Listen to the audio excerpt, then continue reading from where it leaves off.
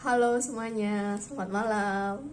Jadi kali ini pertama kali sih gue bikin video untuk YouTube gue. Welcome to my YouTube channel. Keren banget ya. Oh ya, di sini gue mau sedikit cerita tentang eh, gimana sih awal gue bisa terdiagnosis tumor payudara dan bagaimana proses operasinya. Jadi eh, aku bukan dokter ataupun ahli kesehatan, jadi di sini aku bercerita hanya sesuai kayak pengalaman aku tuh gimana gitu. Jadi check it out.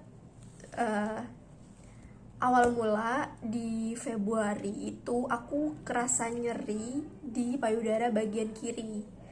Jadi aku ke klinik di kampusku. Nah, setelah diperiksa di dokter sana, kata dokternya, diraba-raba kan sama dokternya itu nggak ada indikasi benjolan, tapi kan karena itu diraba-rabanya cuma pakai tangan gitu kan, tanpa ada alat untuk USG-nya. Jadinya dokter menyarankan untuk di USG di rumah sakit.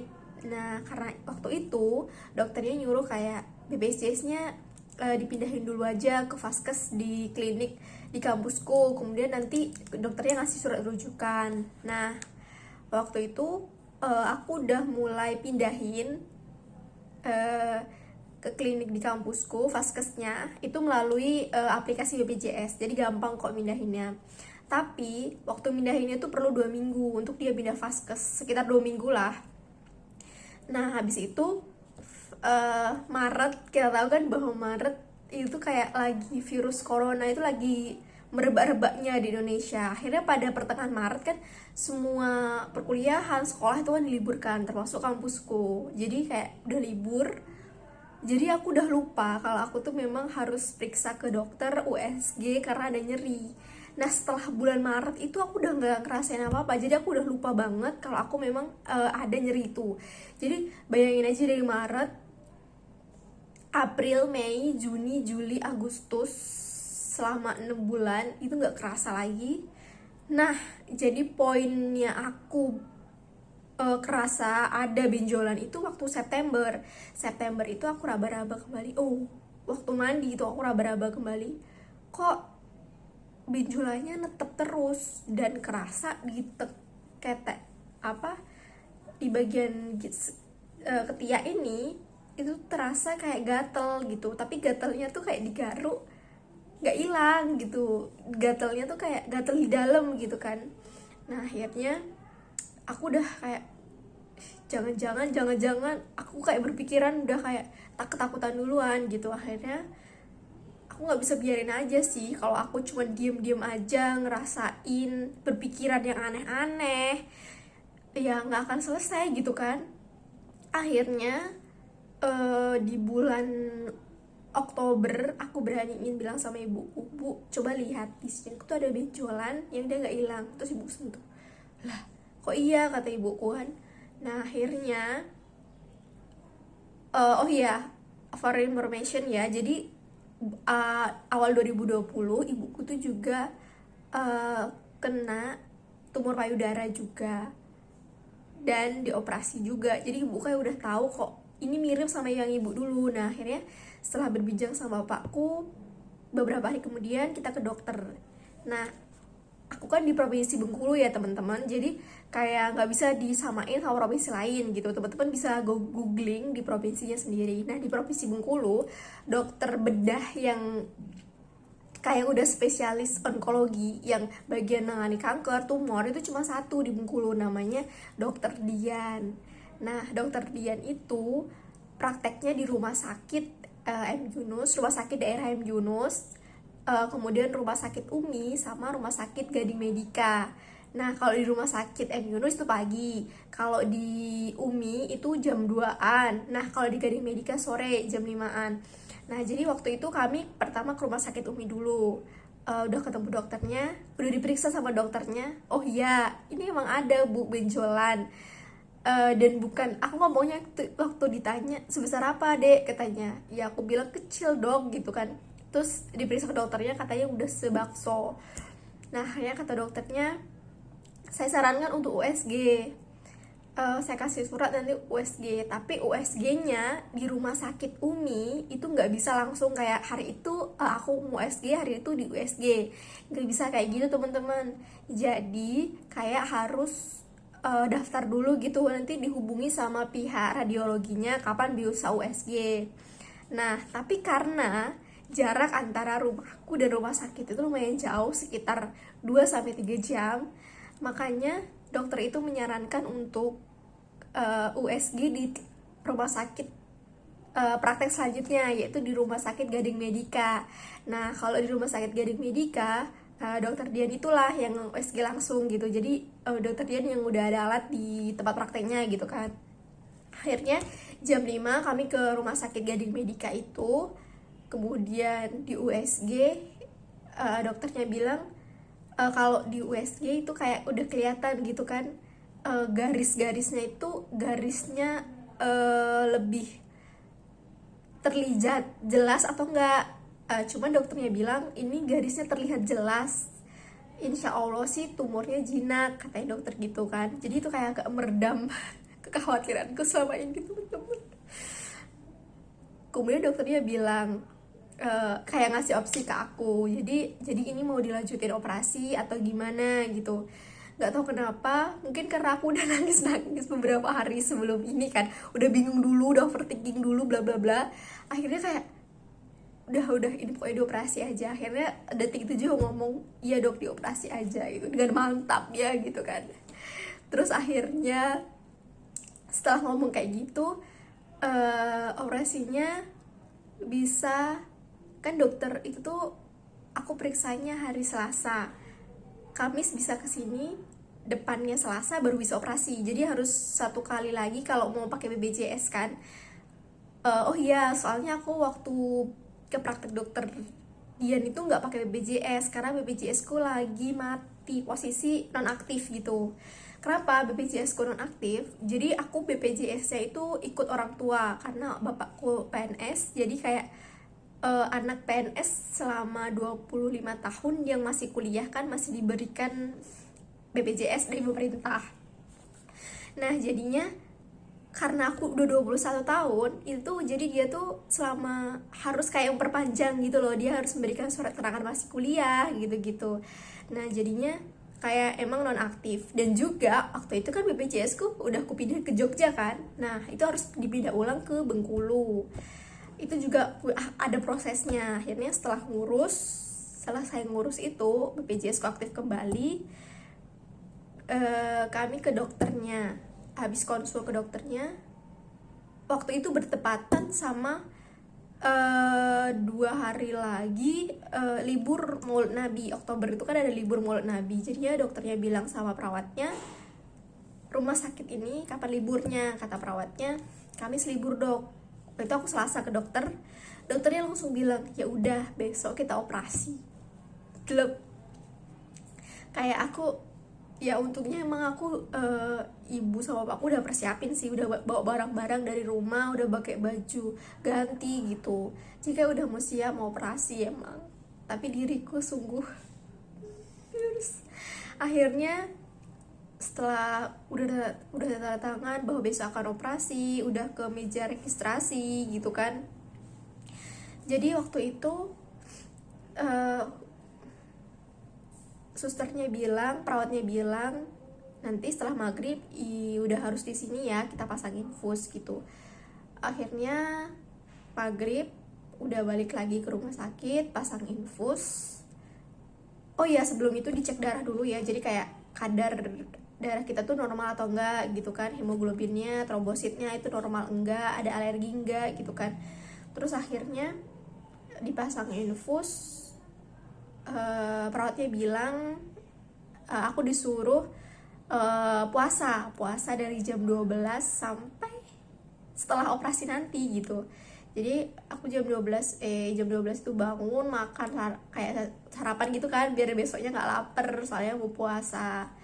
Akhirnya udah itu jam pagi, aku operasinya dijadwalkan jam 9. Jadi kayak sebelum jam 9 aku udah dibawa, jadi aku digeledek pakai kasur-kasur di ruang perawatanku itu digeledek, dibawa ke ruang operasi. Dan aku baru ngerasain ruang operasi tuh rasanya kayak, udah pikiranku tuh udah kayak, ya Allah gimana ntar dioperasi, apa rasanya gitu kan. Jadi habis itu aku pakai baju yang bajuku sebenarnya dilepas, tapi untungnya waktu itu aku lagi haid kan, jadi dokternya nggak apa-apa, masih aku boleh pakai celana dalam karena harus pakai pembalut. Nah akhirnya setelah pakai baju itu di ruang itu harus nunggu, ruang udah ber AC gitu, harus nunggu karena masih ada yang operasi gitu kan. Nah akhirnya menunggu beberapa jam, hampir ada 30 menit sampai 1 jam lah aku nunggu. Akhirnya habis itu dipanggil masuk ruang operasi, jalan itu tentu sama perawatnya masuk ruang operasi. Aku udah kayak, ya Allah ini gimana. Kayak aku tuh sebelum masuk ruang operasi, sebelum masuk ruang bilik operasi ya benar, di ruang tunggu operasi itu aku udah denger kayak suara gesek-gesekan, geraji-geraji gitu kan, kayak membuat aku makin panik kan. Ih, apa bener sih kayak gitu, aku nanti disayat-sayat kayak gitu kan.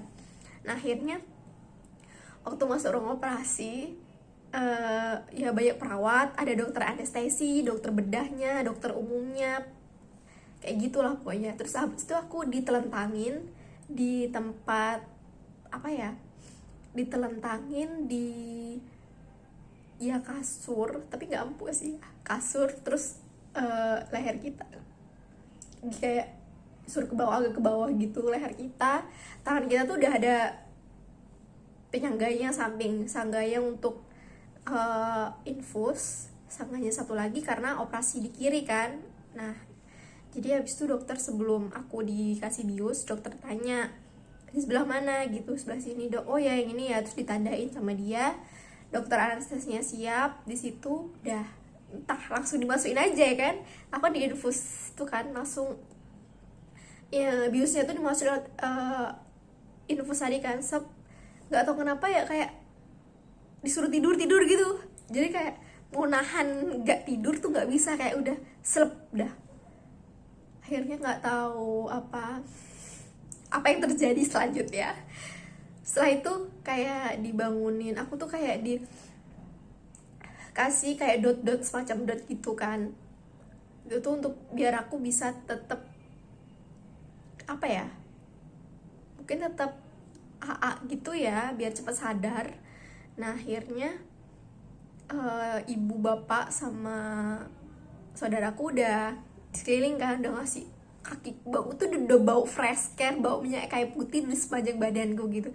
So aku bangun nanya aku tuh di mana gitu kan, tanpa tahu aku tuh di mana. So aku bilang ya di rumah sakit lah, katanya bapakku. Akhirnya aku udah sadar, dibawa ke ruang perawatan. Nah pasti teman-teman tanya gimana rasanya kan.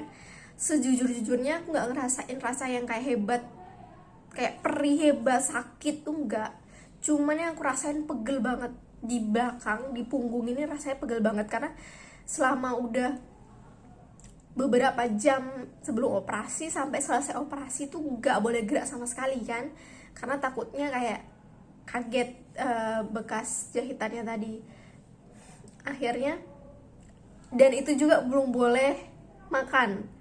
Jadi bayangin aja lapar, haus coy selama. Jadi kayak operasinya tuh dari jam 10-an, selesai tuh jam 11 atau jam 1. Habis itu puasa sampai jam 2-an.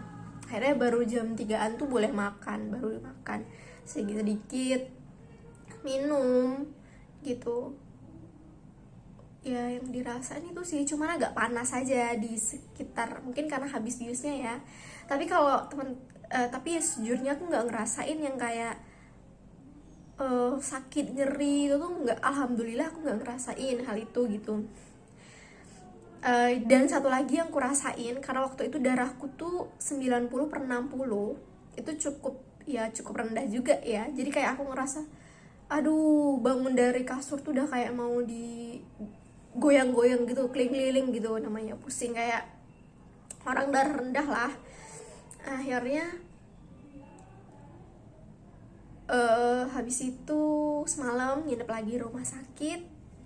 Paginya dokternya visit cuma ngecek gimana keadaan lukanya. Alhamdulillah lukanya tuh baik gitu kan.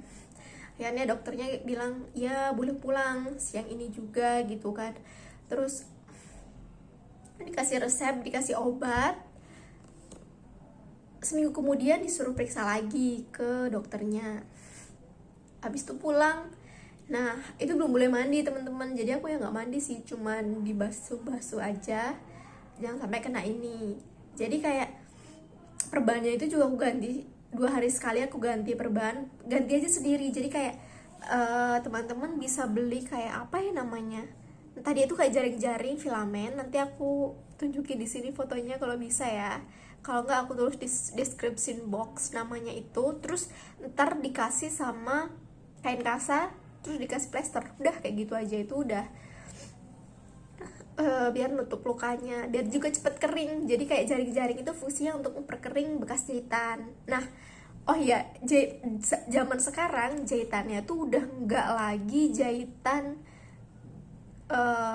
yang kayak dipakai jarum itu ya. Jadi kayak udah apa ya namanya, dilem kalau orang bilang sekarang tuh udah. Jadi dia nggak ada bekas jarumnya atau benangnya gitu, udah nggak ada lagi. Jadi setelah periksa ke dokter sekali, nah periksa ke dokter after operasi itu cuma dilihat lukanya bagus, jadi suruh datang lagi nunggu surat dari laboratorium patologi anatomi. Nah jadi perlu diketahui bahwa benjolan yang udah diambil setelah operasi itu dikirim ke laboratorium patologi anatomi. Jadi kalau di Bengkulu, khususnya di provinsiku, belum punya alat kayak gitu. Jadi kayak rumah sakit tuh kerjasama sama laboratorium patologi di luar provinsi. Kalau di rumah sakit Gading Medika itu kerjasama sama laboratorium patologi Waskita di Yogyakarta. Jadi dikirim ke sana. Nanti kalau hasilnya udah tahu dia tuh mengarah ke ganas atau jinak tumornya, itu akan dikirim balik ke Bengkulu. Akhirnya setelah 7 sampai 10 hari setelah operasi itu dikasih tahu bahwa hasilnya sudah ada dan bisa diambil. Akhirnya kembali lagi ke dokter, dan alhamdulillah hasilnya tidak mengarah ke ganas. Jadi kayak gini hasilnya teman-teman. Jadi nama diagnosisnya tumor mamae sinistra. Kalau orang lebih sering dengernya FAM gitu ya. Habis setelah itu selesai, mas aku ke dokter itu. Jadi kata dokter, ya udah selesai Putri, jaga kesehatan, pola makan yang sehat. Terus aku nanya kan, gimana dok? Kan soalnya waktu aku ke dokter itu juga bersamaan dengan orang-orang banyak yang periksa ke dokter itu kan, karena dokter itu dokter yang hanya satu di Bengkulu, hanya itu yang menangani kayak kanker, tumor gitu kan. Dan orang-orang yang kesitu tuh kebanyakan juga dia udah pernah dan muncul lagi gitu kan. Jadi aku takut itu tuh aku bisa jadi kena kayak gitu kan. Terus dokternya bilang nggak ada yang menjamin, yang bisa menjamin ya pola hidup sehat kamu gitu. Habis itu udah selesai, terima kasih dok. Akhirnya oh iya teman-teman, jadi kalau teman-teman ada benjolan kayak gitu di payudara, atau gimana sih cara ngeceknya itu 7 hari setelah men. Jadi kalau waktu men itu ada benjolan, kata dokter itu bukan masalah karena ada tumor. Tapi kalau kamu sudah mens 7 hari terus ada benjolan, itu yang perlu diperiksakan ke dokter. Jadi jangan takut teman-teman, diperiksakan aja mumpung belum terlambat gitu. Oh iya, kalau masalah biayanya, kalau biayanya tanpa BPJS ya teman-teman, aku sebutin. Kalau itu khusus di rumah sakit yang aku perawatan ya, mungkin beda rumah sakit beda biaya. Jadi sekitar 12.010.000. Tapi karena aku di cover BPJS, sebenarnya kalau teman-teman semuanya di cover BPJS tergantung, terus kamarnya nggak minta naik, teman-teman bisa free, nggak bayar apapun untuk operasi tersebut.